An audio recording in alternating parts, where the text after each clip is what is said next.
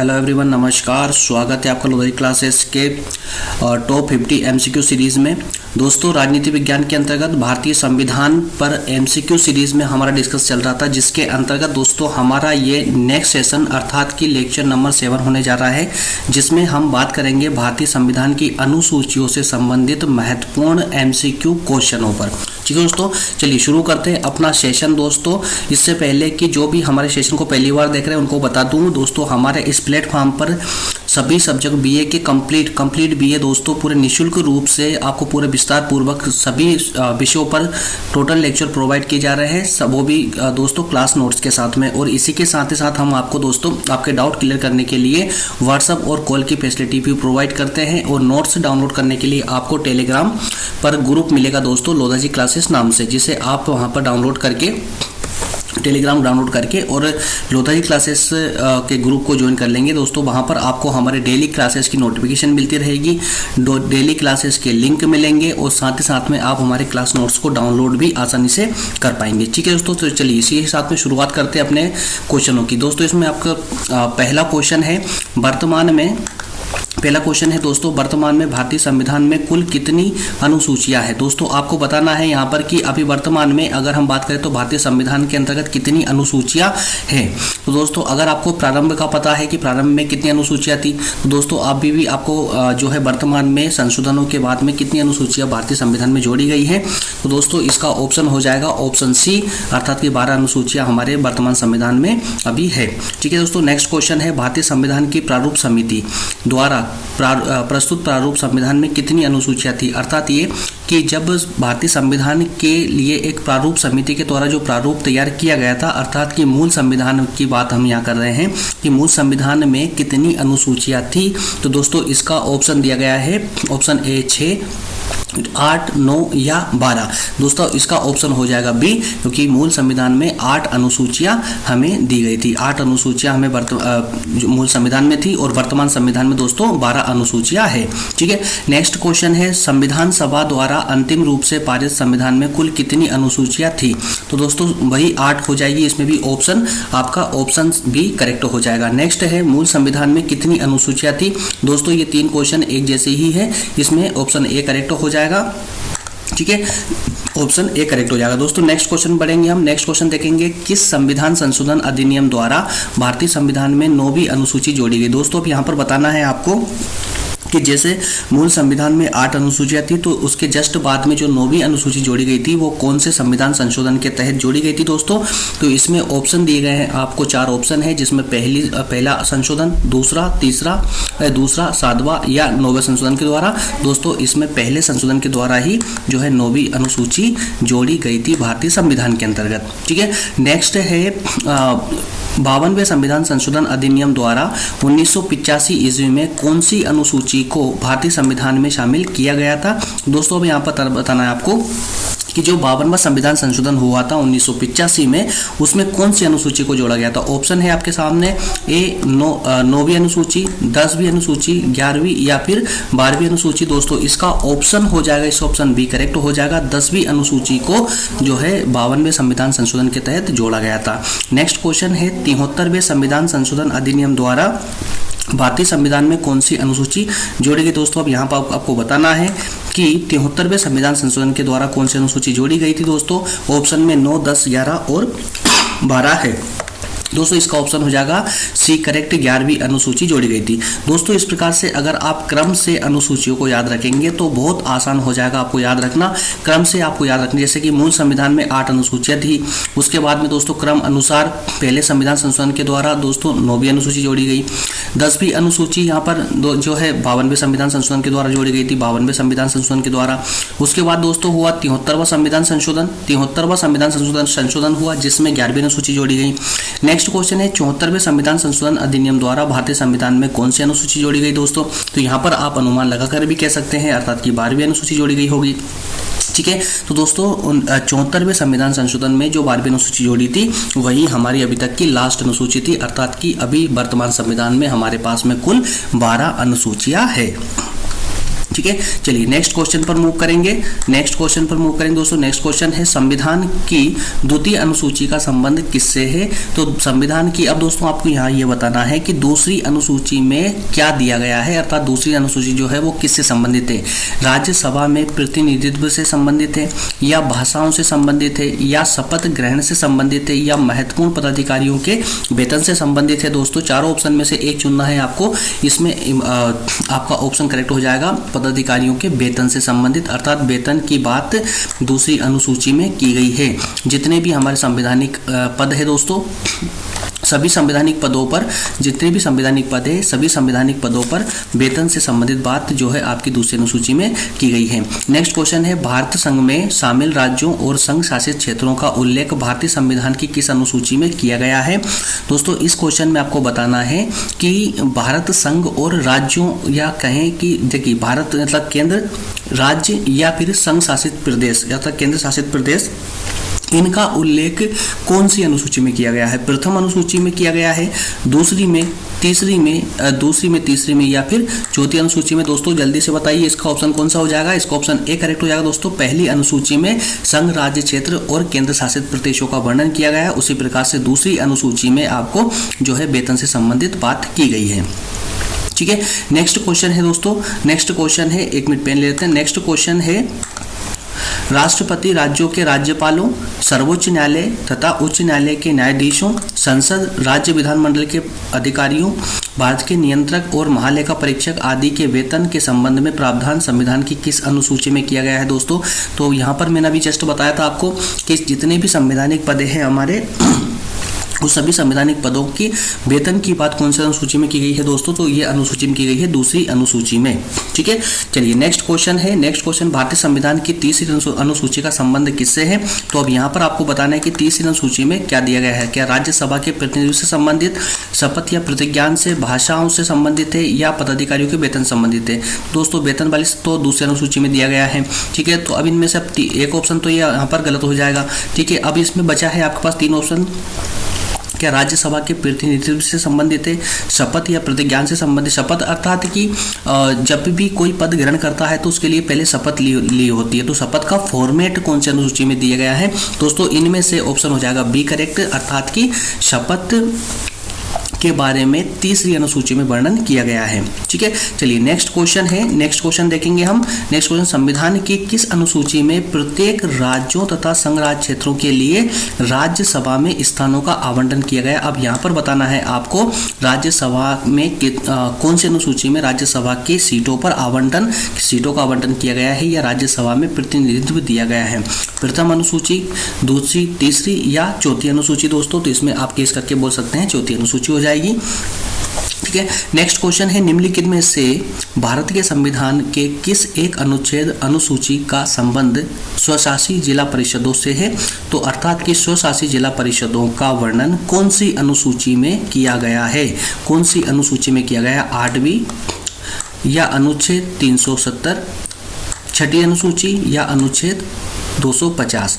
दोस्तों इसका ऑप्शन हो जाएगा सी, छठी अनुसूची के अंतर्गत। छठी अनुसूची में दोस्तों स्वशासी जिला परिषदों का वर्णन किया गया है। ठीक है, नेक्स्ट क्वेश्चन पे बढ़ेंगे हम। नेक्स्ट क्वेश्चन है भारतीय संविधान में भाषाओं का राजभाषा का दर्जा प्रदान किया गया है। अब जरा यहाँ इस क्वेश्चन पर थोड़ा सा दोस्तों फोकस करेंगे आप, इसको ध्यान से पढ़िए वापस से। भारतीय संविधान में 22 भाषाओं का उल्लेख किया गया है।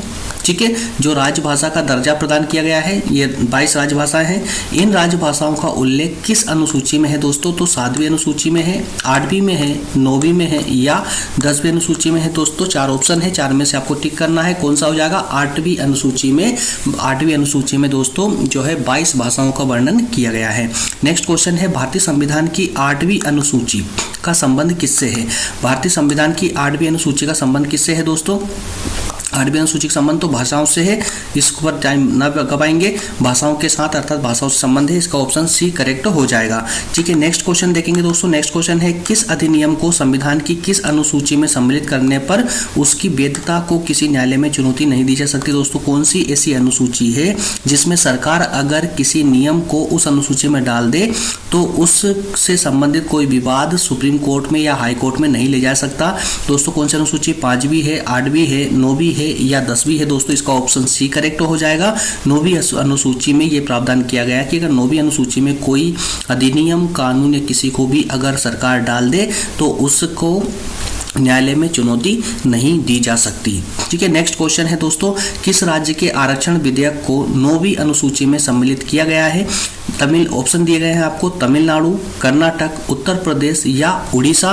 दोस्तों इसका ऑप्शन ए करेक्ट हो जाएगा, तमिलनाडु, अर्थात तमिलनाडु राज्य के आरक्षण विधेयक को 9वीं अनुसूची में सम्मिलित किया गया है। तमिलनाडु में जो आरक्षण दिया जा रहा है दोस्तों, दिया गया है वो 9वीं अनुसूची में डाल दिया गया है, जिससे कि उसे सुप्रीम कोर्ट में चुनौती न दी जा सके। ठीक है, नेक्स्ट क्वेश्चन है, हाल में आंध्र प्रदेश से अलग करके नए राज्य तेलंगाना का गठन हुआ है। ठीक है, तो इससे भारतीय संविधान की किस सूची में परिवर्तन होता है? दोस्तों अब यहाँ पर आपको बताना है कि आंध्र प्रदेश से जो है तेलंगाना को अलग किया गया है, तेलंगाना को अलग किया है। तो इसको अलग करने से संविधान की कौन सी अनुसूची है जिसमें परिवर्तन होगा? 1 में होगा या 7 या 9 या फिर 10वीं अनुसूची? जल्दी से बताइए दोस्तों। इसमें दोस्तों आपको ए हो जाएगा, क्योंकि ए अर्थात की पहली अनुसूची में ही संघ, राज्य, क्षेत्रों और केंद्र शासित प्रदेशों के क्षेत्र का वर्णन किया गया है। इस कारण से जब तेलंगाना को आंध्र प्रदेश से अलग किया गया तो पहली अनुसूची में परिवर्तन होगा।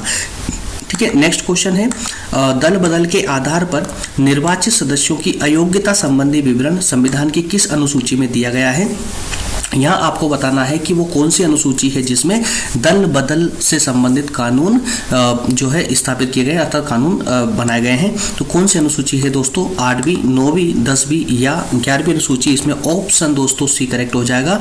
10वीं अनुसूची में दल बदल से संबंधित कानूनों का प्रावधान किया गया है। ठीक है, नेक्स्ट क्वेश्चन है, भारतीय संविधान की 10वीं अनुसूची किससे संबंधित है? इसमें बताना है आपको कि 10वीं अनुसूची में क्या दिया गया है। संविधान में जो 10वीं अनुसूची है, 10वीं अनुसूची में क्या दिया? क्या दल बदल कानून है, संघ भाषाएं हैं, जम्मू कश्मीर को विशेष दर्जा? इनमें से कोई नहीं दोस्तों, इसको आपको पता है अच्छे से, है ना, दल बदल कानून, जिससे जस्ट क्वेश्चन नंबर 20 में भी हमने इसी को देखा। संविधान की 6ठी अनुसूची, इसे बताना दोस्तों, संविधान की 6ठी अनुसूची है, इसमें किस राज्य में लागू नहीं होती? संविधान की 6ठी अनुसूची कौन से राज्य में लागू नहीं होती है दोस्तों? असम में, मेघालय, त्रिपुरा या मणिपुर? 4 ऑप्शन है दोस्तों, जल्दी से बताइए, क्योंकि डी अर्थात मणिपुर में संविधान की 6ठी अनुसूची लागू नहीं होती है, उसके लिए अलग से प्रावधान किए गए हैं।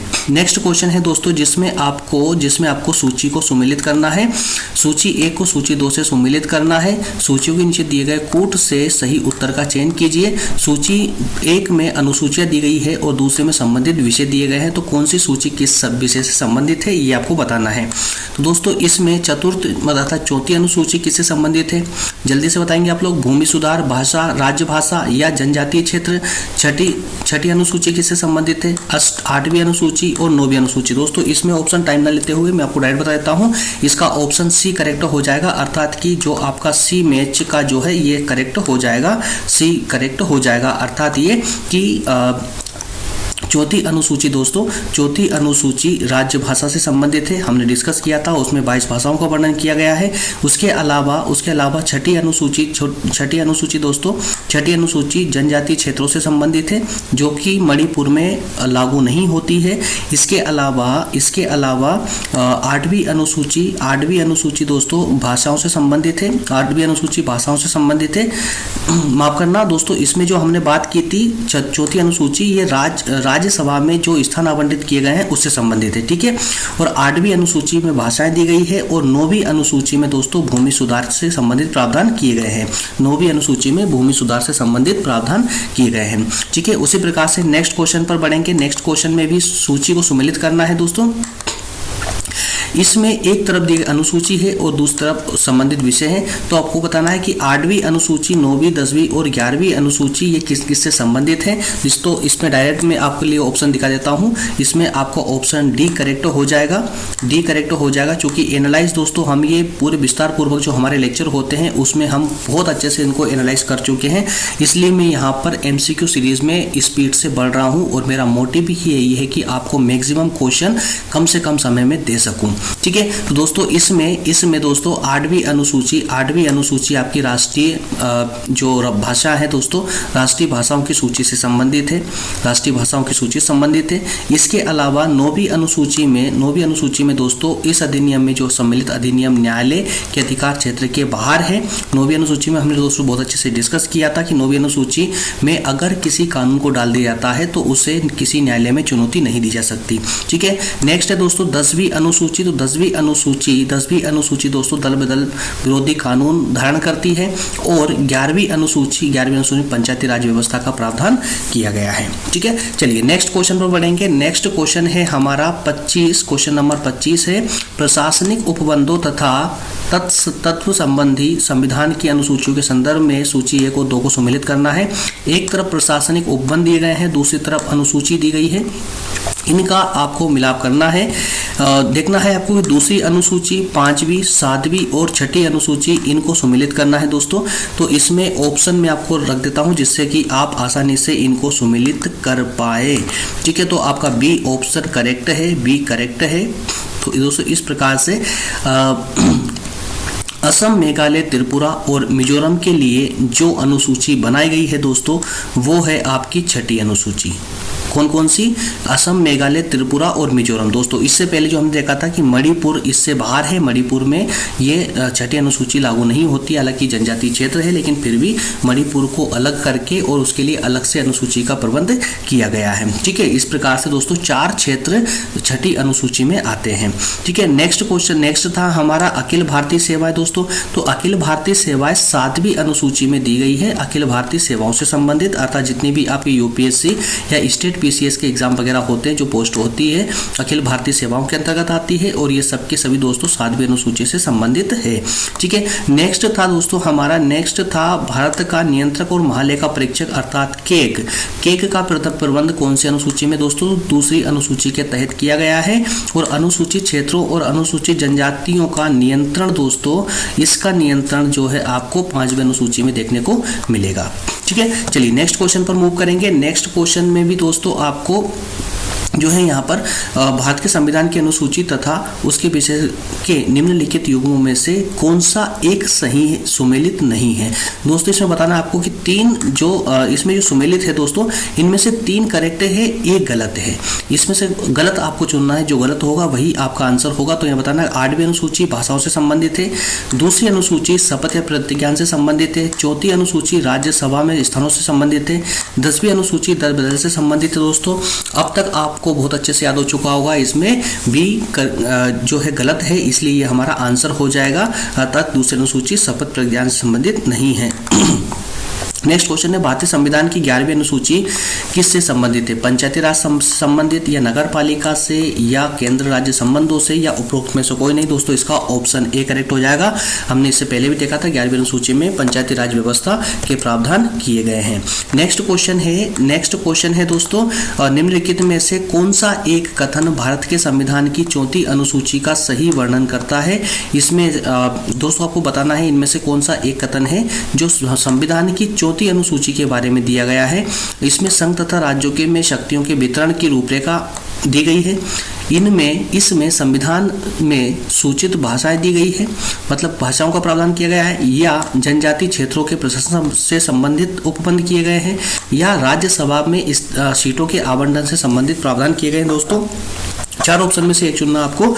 इसमें 4वीं अनुसूची के अंतर्गत जो है आपको पता है राज्यसभा में सीटों का आवंटन से संबंधित प्रावधान किए गए हैं।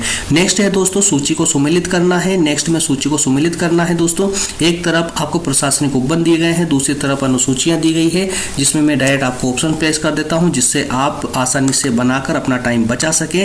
दोस्तों इसमें ऑप्शन आपका डी करेक्ट हो रहा है। अब आपको आसानी से सुमेलित कर सकते हैं। राज्य व केंद्र शासित प्रदेश का उल्लेख किसके अंतर्गत किया गया दोस्तों? तो इसका उल्लेख पहली सूची में ही किया गया है, आपको अच्छे से पता हो चुका अब तक। महत्वपूर्ण पदाधिकारियों के वेतन भत्ते से संबंधित कौन सी अनुसूची है दोस्तों? तो वो आपकी जो है दूसरी अनुसूची है। और पदों के लिए पद और गोपनीयता अर्थात की जो शपथ ग्रहण करने का जो फॉर्मेट आपको मिलता है वो तीसरी अनुसूची में मिलता है। और राज्यसभा में राज्य और केंद्र शासित प्रदेशों के स्थानों का आवंटन की अगर हम बात करते हैं दोस्तों तो 4वीं अनुसूची में किया जाता है। ठीक है। नेक्स्ट क्वेश्चन नेक्स्ट क्वेश्चन बात करेंगे वो दोस्तों क्वेश्चन नंबर 30।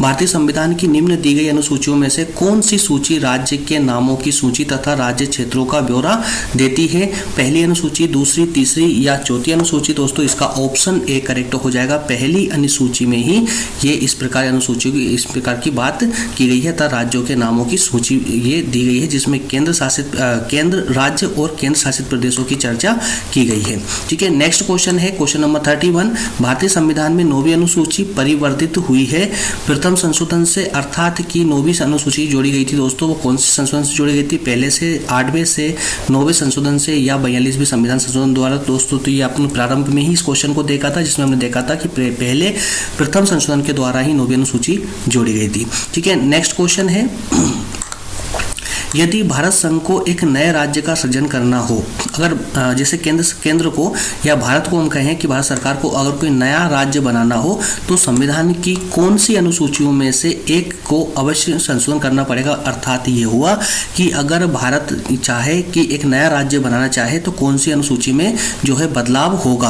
पहली, दूसरी, तीसरी या चौथी? दोस्तों इस प्रकृति का क्वेश्चन आप पहले भी कर चुके हैं, अर्थात कि पहली अनुसूची में जिसमें केंद्र, राज्य और संघ क्षेत्रों का वर्णन दिया गया है उसमें ही परिवर्तन होगा। ठीक है, नेक्स्ट क्वेश्चन है, निम्नलिखित में से कौन सा कथन संविधान के चौथी अनुसूची को सही वर्णित करता है? दोस्तों चौथी अनुसूची में क्या दिया गया है ये अगर आपको पता है तो आप इसको कर लेंगे और कई बार हम इसको दोस्तों कर भी चुके हैं। क्या इसमें संघ और राज्य के मध्य में शक्तियों का विभाजन से संबंधित वर्णन किया गया है, या राज्यों के जो परिषद में राज्यसभा की कहें कि राज्यसभा के बंटवारे संबंधित है, संविधान में जो भाषाएं दी गई है भाषाओं से संबंधित है, या आदिवासी क्षेत्रों से संबंधित है? दोस्तों इसका ऑप्शन आपको अच्छे से पता है, बहुत अच्छे से आप अब तक पढ़ चुके हैं दोस्तों, राज्यसभा में सीटों के आवंटन से संबंधित है चौथी अनुसूची। ठीक है, नेक्स्ट क्वेश्चन पर मूव करेंगे, क्वेश्चन नंबर 34 दोस्तों, जिसमें हम बात करेंगे सूची को सुमेलित करने की। दोस्तों सूची को सुमेलित करने में आपको एक तरफ प्रशासनिक उपबंध दिए गए हैं, दूसरी तरफ आपको संबंधित अनुसूची दी गई है। इसमें दोस्तों ऑप्शन डी करेक्ट है, इसमें ऑप्शन डी करेक्ट है, अर्थात कि ये जो अनुसूची आपको मिली गई है पहले से ही मैच है, ऑलरेडी मैच है। इसमें आप आसानी से इसको देख सकते हैं, केंद्र व राज्यों के मध्य में विधायी शक्तियों का वितरण जो किया 7वीं अनुसूची के अंतर्गत मिलेगा आपको। भाषाओं को उल्लेख दोस्तों आपको 8वीं अनुसूची में है, भूमि सुधार अधिग्रहण 9वीं अनुसूची में है, वहीं दल बदल विरोधी 10वीं अनुसूची में प्रावधान किए गए हैं। नेक्स्ट क्वेश्चन है, भारत के संविधान की किस अनुसूची में विभिन्न राज्यों में अनुसूचित क्षेत्रों के प्रशासन और नियंत्रण के लिए विशेष उपबंध किया गया है? तो दोस्तों कौन सी अनुसूची है जिसमें अनुसूचित क्षेत्रों के लिए प्रावधान किए गए हैं? तो तीसरी में, 5वीं में, 7वीं या 9वीं अनुसूची में? दोस्तों ऑप्शन बी करेक्ट हो जाएगा, 5वीं अनुसूची के अंतर्गत जो है अनुसूचित क्षेत्रों के प्रशासन और नियंत्रण के लिए विशेष उपबंध किए गए हैं। ठीक है दोस्तों, तो ये हमारा सेशन होता है कंप्लीट। दोस्तों ये सेशन हमारा कंप्लीट होता है, इसके अंतर्गत दोस्तों हमने 35 क्वेश्चन लगाए हैं। 35 क्वेश्चन देखें दोस्तों, जो सभी के सभी बहुत इंपॉर्टेंट क्वेश्चन थे हमारे एग्जाम के पॉइंट ऑफ व्यू से। दोस्तों अगर आप हमसे किसी भी डाउट को क्लियर करने के लिए अगर आप हमारे साथ व्हाट्सअप से जुड़ना चाहें तो दोस्तों व्हाट्सअप नंबर आपको डिस्प्ले हो रहे हैं, आप व्हाट्सअप नंबर यहाँ से ले सकते हैं। इसके अलावा टेलीग्राम पर दोस्तों लोधाजी नाम से लोधाजी नाम से ग्रुप बना दिया गया है, जहाँ से आप हमारे सभी क्लास नोट्स को डाउनलोड कर सकते हैं और हमारी डेली क्लासेस की अपडेट भी प्राप्त कर सकते हैं। ठीक है, मिलते हैं दोस्तों नेक्स्ट सेशन में, तब तक के लिए आप सभी का बहुत बहुत धन्यवाद। Thank you.